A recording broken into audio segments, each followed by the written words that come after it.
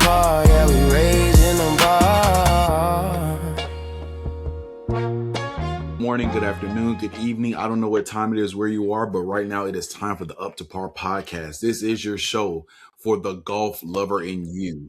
And I want to say, excuse me, I want to say, make sure you like, make sure you subscribe, make sure you comment, help us grow this page, help us get that exposure to build the game of golf, to grow the game of golf. While I am not a PGA professional, this is my gift to golf because golf has done some amazing things for me. I am not doing the show by myself. Today, I have a special guest in the building. So many What's people. that? There's some people who live one life. There's other people that live several.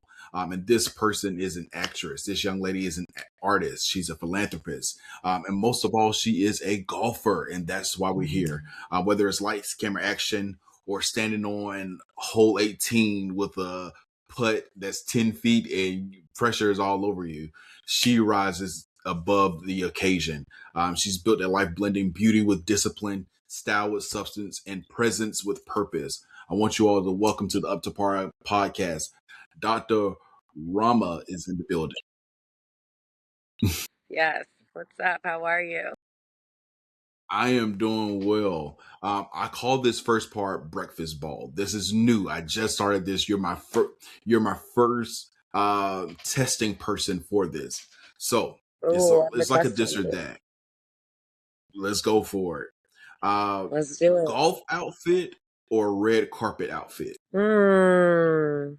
I mean, I always love me a good red carpet outfit, but I already know what's about to happen when I put my golf outfit on, so we're gonna go red carpet outfit. I like it. Okay, that's fine. That's fine. All right. When it comes to golf, are you the early tee time person or do you want to go in the evening? Midday. Not early morning. I'm not an early morning I like golfer. that. Like, you won't Okay. catch me I'm at an evening 5. person. Okay. That's good. So about that 11 to 1, that's your range? Yeah, like sometimes even 2 if it's like, daylight savings where it doesn't get dark until like 8. So I like watching the sunset and it's like get beautiful pictures and golden hour. So yeah, I like that. But morning time too, because like I say, like 9, 10 o'clock is cool. Not the 5 or 6 a.m. That's not me. I'm not going to enjoy it. I like to Yeah. drink when I'm on the course. So Yeah. I'm not going to be there. I'm not going to be there. right. Absolutely. Unless it's a tournament. If it's Give a me a tournament, celebrity dream golf partner. I mean, I would say Rory McIlroy. Ooh, I like that one. I really do. Rory. All right. And let's one more. Give me an actress that inspires you. I mean, I always love to say Angela Bassett. I love how she gets so deep in her character and she's played so many different roles. And yeah, I love Angela. There's so many others Now, you too. all I may mean, be I can't running just tit name for tat one, when it but comes to the arms. huh? I say y'all might be running tit for tat when it comes to the arms because y'all both got some guns on you. No, yeah. It's true. Thank you. Absolutely. So let's get into it. How did you originally get into the entertainment? Into the entertainment industry. So I mean, I've wanted to be an actress my whole life. So this was kind of something that I lost both my parents 9 and 8 years ago. So it was like, life is short. If you don't go for it, you'll never know. And so, being that that was like my dream, I kind of just went for it. And it's all about your network. Your network is your net worth. So I tapped into my network and, excuse me, one of my entertainment lawyers, she's one of my best friends, and she put me onto the writer and creator of BMF. So I got the audition and then got the role. So it was like that kind of helped boost my career in a way too, and get me other roles that were like more substantial. So definitely that's how I got myself in. Got to just put in the work for yourself first, and then you get the manager and Put in the agent work. and all That's that what good it's all stuff. about. Right. Yeah, for sure. I have a question for you. you did mention BMF, and I do remember the character Peaches on the show. Uh, what was it like working on that set of BMF? How much fun was it? Tell me something about the grueling hours that it may have been, because I know with actors and actresses, those are like 10, 12 hour days. Oh yeah, I mean, you kind of have to go in with the mindset that you're going to be there the full 12 hours because, if it's any less than that, cool. I mean, it's not going to really be more than that unless, I've done 14 hours, but it's you have a trailer, so you're kind of like able to go in there and sleep or just relax and chill until it's time for you to go on. But we all know that it's hurry up and wait when you get on set. You just know you're about to go in Yeah, there, rush, rush, rush to get to makeup and hair and put your wardrobe on, but then you got to just wait till it's time for your scene. for Can sure. you hear me? And with you being in the I feel like you're entertainment breaking up. business, how did golf enter into your life? Golf was just so random. It was like my best friend and I had been seeing things on my story and people wearing the outfits, and I was like, "Oh my God, these outfits are so cute." And I was like, "Let's go golfing." And she wanted to go golfing too, and we put on the outfits, got a bunch of different ones and went out there. And when I got out there, all the people that we were with, they were like, "Damn, Rama, like, how long have you been golfing?" I was like, "I'm just starting." And they were like, "No, you've got a really good swing. Like, you should stick to it and keep going." And I was hitting the ball, I'm hitting them far. And yeah, so I fell in love with it. And then the following year, can you hear me? I can hear you. Can you hear? Sorry, because it said reconnecting. Um, the next year after that, I just started to do the tournaments, and it was like, all right, I'm in one, two, three, and now 2 years later, I've been in 27 tournaments since I started golfing 2.5 years ago as a celebrity golfer. So it's crazy. I was not prepared for you to say that you've been in 27 golf tournaments. I thought you were going to hit me with, like, I've been in a few tournaments Yeah, here and there, but you're out here like you're a pro.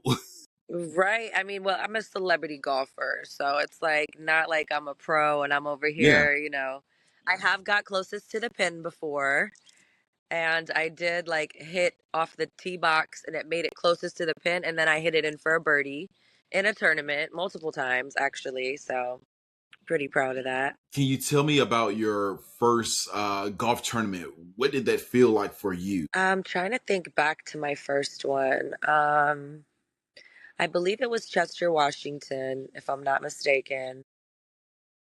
And I mean, I didn't know what a scramble was. I had never played a scramble before, so they had to explain that to me. And that's like basically where, you all go out and you hit the best ball, and then you play from there to the next best ball, and you guys all like play together. So that was interesting and that was dope. I think I played pretty well. I don't remember exactly, but I know that I'm pretty good with my putts when it comes to the pressure, and they need me to do something. I got to do something for my team. It's usually the putt. For sure. When you think about golf, uh, when did it become from this is just interesting, this is something to do, to you actually, like you said, you fell in love with it? So when was that? Within the first like week, 2 weeks, I fell in love with it as soon as I started playing. I caught the bug. So it was like we're going like all the time, and then everybody else is seeing me golf and they're like, "Well, come golfing with us." And I met friends like when I went to the first tournament, so people wanted to golf with me, and it just kind of like it was like a trickle effect from there. And now I'm golfing with everybody. Now I'm meeting new people, and it's such a huge network that I did not expect to meet all the people that I've met and to be, just in all these tournaments. It's crazy. It's been crazy. So I love it. I love being at the events. I love meeting the new people. I love playing with different people and learning new things. It's such a dope sport. Why didn't I start sooner? It really is. It really is a dope sport. I know for me, right before my son was born, it was just legit. even now, it's still a legitimate way to just kind of get away from everything, get away from being a husband, get away from being a father, Yeah. getting away from my crazy work schedule. What has golf done for you? Has it been a form of therapy, an escape? What has it done for you? Absolutely. I mean, I feel like you get a chance to be out in nature. It's not really a sport where you're like playing versus people like that unless you're putting up bets, but it's you versus you. You have 18 chances to like do better than you did before. So all it takes is really like one good hole for me and I'm satisfied for the day. If I get one par, one birdie, I'm like, okay, I'm good. But I just love the sport, and I do find it very therapeutic, and just being out there, and I just I just love it. I don't know. I can't really explain like the feeling it gives me, but it's so much joy and pleasure being out Mhm. there every time. Absolutely. Um, what part of your personality shows up the most on the golf course? I know for me, for the most part, I can be quiet. I'm chill. But once those juices start going, once that competitive flow starts going in, I'm talking crazy. So, what part of your personality shows up when you golf? Probably my angry side. If I'm playing like crap, like I get so pissed, and I'm not That for me too, pissed at anybody else. I'm mad at myself because I'm competitive. And so it's like I get mad because I know I can do better and I know like why am I effing up right now like this? Like yeah, so I get my angry side comes out cuz I try to contain that. I try to keep it cool and be funny and be chill and fun. So when I get pissed and yeah, I try to pull back and not be so mad cuz I got strong energy with me too. So people you going to feel when I'm not feeling it, for sure. unfortunately. I'm the same way. When I'm not feeling it, everybody else is going to know that I'm not feeling it. I haven't gone to the point where I've thrown any clubs or anything, but I may have caused a few divots, and it wasn't from a golf shot. It's been a divot from me hitting the club into the ground, but I don't do that anymore. I don't do that anymore. I take care of the course. Yeah, no, I take care of the course, but I have thrown a couple clubs. As long as you don't throw them I in the have water, it's okay. no, not in the water, but I have lost a few too, so that might as well have just thrown them in the water. All right. Tell me, what's your favorite club in your bag? Um, I would say my six hybrid. My six hybrid I use a lot.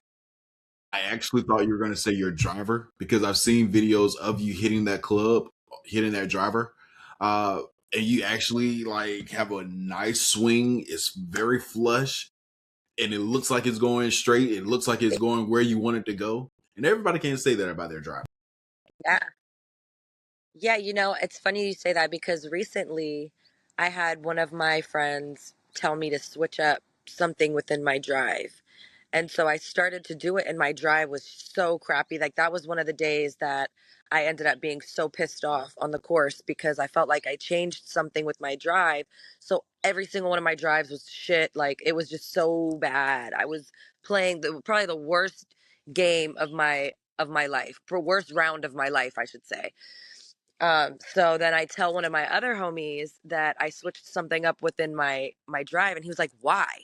That's the best part of your game. Why would you switch it up? Like if it ain't broke, don't fix it." And I was like, "You know what? You're right." So I went back to like my old swing, and it started going straight and long again. And I was like, "Okay, all right, I'm not switching this up." And so I've been killing it with my drives lately. So I'm happy about that. Happy I didn't switch it.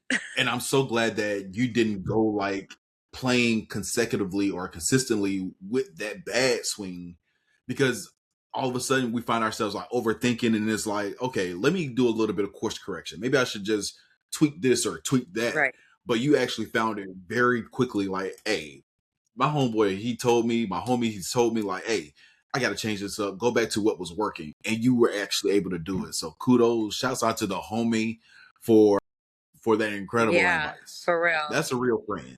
For real. Yeah, no, I mean, and that's for real because I mean, I didn't understand what was happening, but then it was like I hadn't even been to the range to try out the other way that this person was telling me to do it, and I'm like, I don't like this. Let me just go back. I Right, really, there was nothing wrong with my drive. It's my short game that I need help with.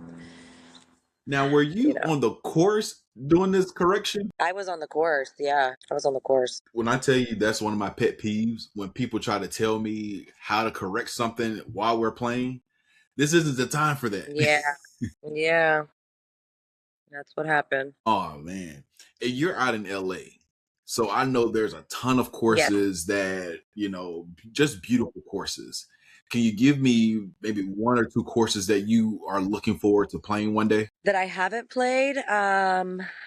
I would say, and I'm drawing a blank for the name of it right now, but it's right on the beach, like kind of down towards San Diego. I think it's the Trump. There's one of Oh, them is wow. the Trump, which is crazy, but it's a Hmm. gorgeous course. And dang, what's the name of it? I mean, I've played a lot of courses too. I mean, Pelican Hill is a really good one that's out there in that area, like Newport Beach area. Um, yeah, there's just so many good ones. Have you But Augusta, have I you had a guess you could chance to get say. out to Riviera? I feel like I have played Riviera. Have you had a chance to get out to Riviera? I feel like I have played. You have? I think I have played That's Riviera. Yeah. the first hole where it's like sitting on top of a hill and then you're hitting down. That's like the first hole, I believe. Hmm. I'd have to look because I usually clock it in my 18 birdies app.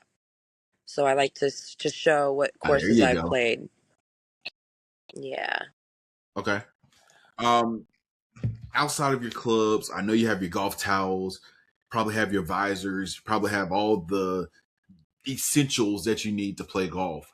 But what's something that you gotta have in your golf bag in order to play? I know some people they gotta have some chapstick. My Some Mart people gotta have the random thing. I would have to say what I have in my golf bag that is essential is my martini teas.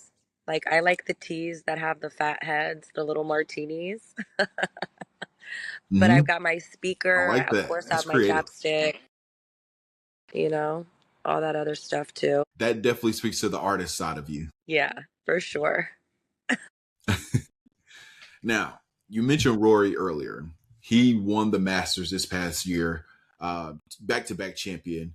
So in 2 years Augusta, in a he row. gets a dinner 2 years in a row. I appreciate you, Rory. You helped me win some money on FanDuel. Neither here nor there. Um, but in Augusta, he's going to be able to have his own dinner. This is the national dinner for all the champions who have won the Masters. I want to know if you were in charge of the menu, what are we going to eat for this Masters dinner? I mean, steak and lobster, obviously, or Hello. shrimp, chicken. I mean, I'd have it all. I like everything. I cook too, so I love cooking. But for the Masters, I feel like it would definitely be some steak, caviar, lobster, you know, fine dining, some fish. Question for you. Um, Give me a drink that we would have. Give me a drink and a dessert. Champagne and creme brulee or Ooh, spicy I like margarita. it. You definitely have good range. Spicy margarita with a tahini rim That is it's one of my favorite drinks going right now. A spicy margarita. Do you like it with and an cucumber or espresso without martini cucumber? without.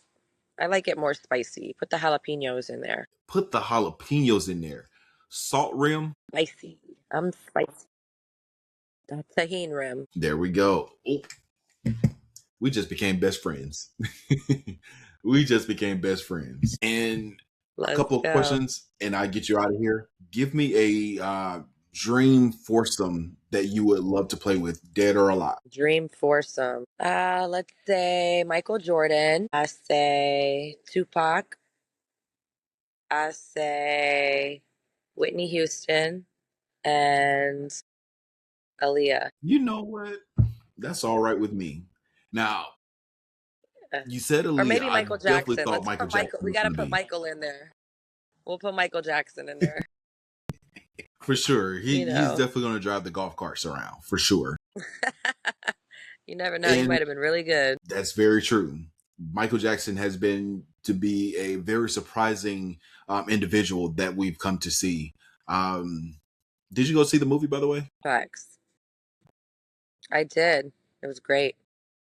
In the theater that I was Love in, that movie. the actual guy who played Michael and the guy who played Little Michael and the guy who played, it was like four of the actors, 4 or 5 of the actors were there. They came in and Hmm. surprised us and said hello, and that was really dope in Culver City. Oh, that's dope. That's dope. Yeah. That's dope. Um, Before we get out of here, a couple more questions. I call this "Give Me More."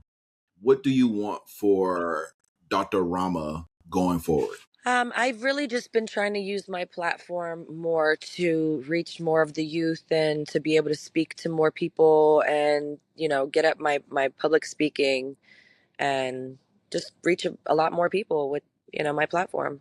Pretty much that's what I'm going for. Love it. I love Yeah. it.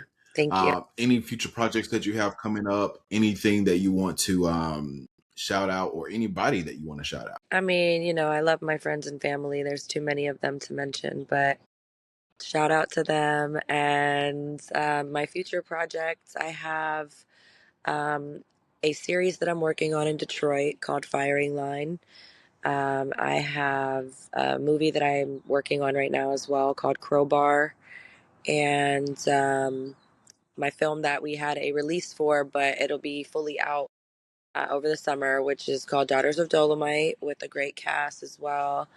And yeah, just a couple other little projects here and there that just look out for me. You can follow me on Dr. Rama June Joon for any updates and everything that's going on in my world. Well, I appreciate your time. Thank you for jumping on here with me. Like I said, it's people like you who help grow the game of golf. And that's why I started this podcast.